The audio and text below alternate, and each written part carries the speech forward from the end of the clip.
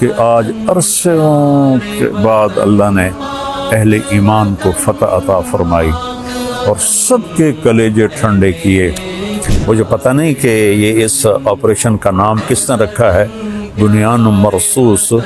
سبحان اللہ، میں ان کو سلام کرتا ہوں جنہوں نے یہ نام رکھا ہے، اور آج اللہ تعالیٰ کا فضل ہے، اللہ نے ہمیں عزت دی۔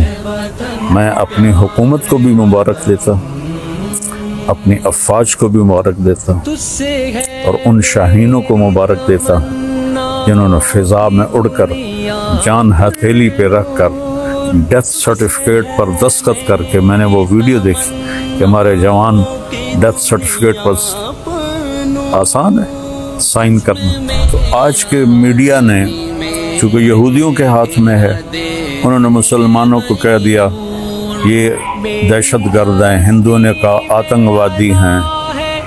تو میرے بھائیو، میں پوری دنیا کے انسانوں سے کہہ رہا ہوں، اسلام امن کا مذہب ہے، محبت کا مذہب ہے۔ ہم کبھی پہل نہیں کرتے، ہم کبھی پہل نہیں کرتے، اور ہندوستان والوں سے کہتا ہوں اچھے ہمسائے بن کر رہو۔ ہمارے تو ہمسائے کے اتنے حقوق بتائے ہیں ہمارے نبی نے، جس کی کوئی حد کوئی نہیں۔ آپ اچھے ہمسائے بن کے رہو تو ہمیں آپ سے کیا غرض ہے؟ آپ کا بھی نفع ہے، ہمارا بھی نفع ہے کہ ہم اس نفرت سے اور اس جنگ سے باز رہیں۔ جس نے اس آپریشن کا نام رکھا ہے بنیان مرصوص، اور اس کے بعد میں عرض کرتا ہوں حکمرانوں سے جو اس وقت ہیں، جو اقتدار میں ہیں، طاقت میں ہیں، پورے قوم کو بنیان مرصوص بنا دیں، اور یہ جو سیاسی اختلاف ہیں اس کو دشمنی تک نہ لے جائیں، لوگوں کو آزادی دیں کہ آزادی سے وہ سیاست کر سکیں، تو ہم پھلیں گے پھولیں گے۔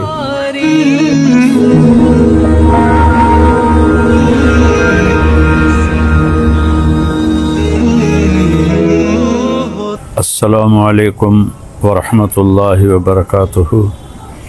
بسم اللہ الرحمن الرحیم، والصلاة والسلام علی رسولہ الکریم وعلی آلہ واصحابہ اجمعین، اما بعد، فاعوذ باللہ من الشیطان الرجیم، بسم اللہ الرحمن الرحیم، ان ینصرکم اللہ فلا غالب لکم، وقال النبی صلی اللہ تعالی علیہ وسلم، یا ایھا الناس لا تتمنوا لقاء العدو فاذا لقیتم فاثبتوا۔ میرے محترم پاکستانی بہن بھائیوں اور پوری دنیا کے اہل اسلام جو مدتوں سے آگ و خون میں جل رہے تھے، اللہ نے ایک معجزہ دکھایا اور اپنے سے 10 گنا بڑے دشمن کو اللہ تعالیٰ نے خاک میں ملا دیا اور ان کے غرور کو زمین میں دفن کر دیا، اور اللہ تعالیٰ نے اپنے بندے کی مدد فرمائی۔ اسلام ہمیں کبھی بھی پہل کا نہیں کہتا، ہم ملک کے لیے نہیں لڑتے، ہم اسلام کو پھیلانے کے لیے نکلتے ہیں، یا ہمارے اوپر کوئی حملہ کرے ہم اس کا دفاع کرتے ہیں۔ اسلام امن کا مذہب ہے، بھائی چارے کا مذہب ہے۔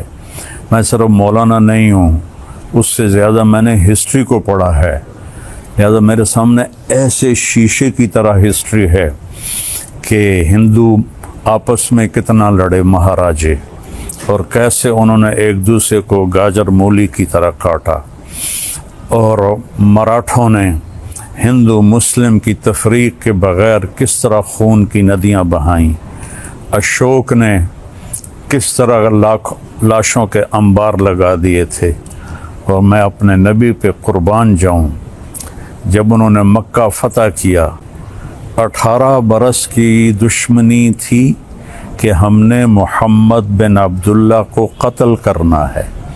یہ وہ لوگ نہیں تھے جو صرف سیاسی اختلاف تھا یا چھوٹی موٹی کوئی دشمنی تھی، اس درجے کی دشمنی تھی کہ اس کو قتل کرنا ہے۔ کہ میرے نبی فاتحانہ مکہ میں داخل ہوئے تو آپ ایسے نہیں بیٹھے تھے اونٹنی پر، آپ اس طرح سر جھکا کے بیٹھے تھے۔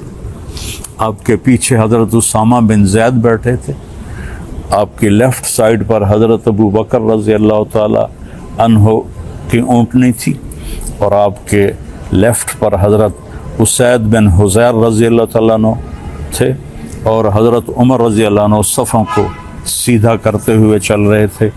اور میرے لوگ جب داخل ہوتے ہیں تو فاتحانہ تو ایسے داخل ہوتے ہیں اور کہتے ہیں گاجر مولی کی طرح کاٹ دو، نہ بچہ چھوڑو نہ بڑا چھوڑو۔ میرے نبی ایسے داخل ہوئے تھے، کجاوا جو ہوتا ہے نا اس کے اوپر آپ کی ٹھوڑی لگی ہوئی تھی، اور آپ کہہ رہے تھے لا الہ الا اللہ وحدہ، وہی ہے ایک اکیلا اللہ جس کا کوئی شریک نہیں، نصر عبدہ، اس نے اپنے بندے کی مدد کی، انجز وعدہ، اس نے اپنے وعدے کو پورا کیا، وہزم الاحزاب وحدہ، اور اس نے لشکروں کو شکست دی۔ اب سارا مکہ حرم شریف میں جمع ہے، اور آپ بیت اللہ کے دروازے پر اس طرح دونوں چوکٹوں کو پکڑ کر کھڑے ہوئے ہیں اور فرما رہے ہیں اب میں کیا کروں گا تمہارے ساتھ۔ خود قرآن کہتا ہے ان الملوک اذا دخلوا قریۃ افسدوها وجعلوا اعزۃ اہلها اذلۃ وکذلک یفعلون۔ بادشاہ جب ملک فتح کرتے ہیں عزت داروں کو ذلیل کر دیتے ہیں اور تباہ و برباد کر دیتے ہیں، لاشوں کے ڈھیر لگا دیتے ہیں۔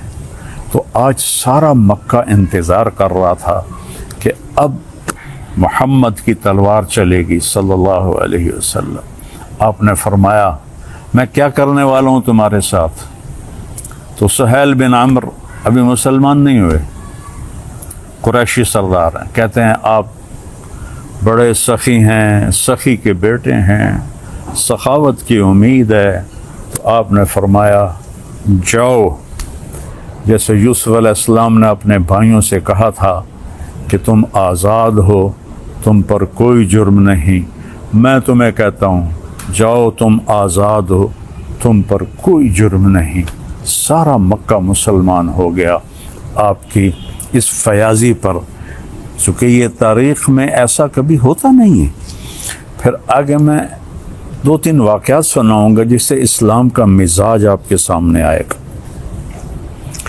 دمشق پہ حملہ ہو رہا تھا جو شام کا کیپٹل تھا، اور جو رومن امپائر تھی اس کے 2 کیپٹل تھے، گرمیوں میں استنبول اور سردیوں میں انطاکیہ جو آج ترکی میں ہے، یہ اس وقت شام میں تھا۔ تو 2 طرف سے حملہ صحابہ نے کیا، ایک طرف سے خالد بن ولید، دوسری طرف سے ابو عبیدہ بن جراح رضی اللہ تعالیٰ عنہ۔ خالد بن ولید فتح کرتے کرتے کرتے ایک بہت بڑا گرجا تھا، اس کے آدھے تک پہنچ گئے تھے کہ ادھر سے ابو عبیدہ ایک دم آئے اور کہا تم تلوار چلا رہے ہو، میں نے تو ان کی صلح کی اپیل منظور کر رہی ہے۔ تو خالد بن ولید کو غصہ آ گیا، میں امیر ہوں، میری اجازت کے بغیر تم نے ان سے صلح کیوں کی ہے؟ کہ بس میں نے کر دی ہے، تمہیں نبھانا ہے۔ تو اب بتاؤ جو آدھا شہر فتح کر چکا ہو اور مال غنیمت اور کیا کچھ ہو، اور باقی آدھا بھی فتح ہو گیا، لیکن ایک آدمی نے کہا میں نے صلح کی اپیل منظور کر لی ہے، خالد نے تلوار نیچے کر لی، آدھا گرجا توڑ کے مسجد بنایا گیا اور آدھا گرجا رہا، اس کو جو توڑا تھا ایک طرف سے اسے مسلمانوں نے ٹھیک کر کے ان کو بنا کے دے دیا۔ پھر ولید ابن عبد الملک کے زمانے میں کوئی 60-70 سال بعد اس نے عیسائیوں سے وہ گرجا خریدا منہ مانگے بول پر، اور وہ مسجد بنائی جو آج دمشق میں ہے۔ اور جو قیدی پکڑے گئے اس میں پتہ چلا کہ رومن امپائر کے بادشاہ کی بیٹی بھی قید ہے، چونکہ اس کا جو خامن تھا وہ دمشق کا گورنر تھا، اس کا نام تھا توما۔ تو حضرت خالد کو پتہ چلا کہ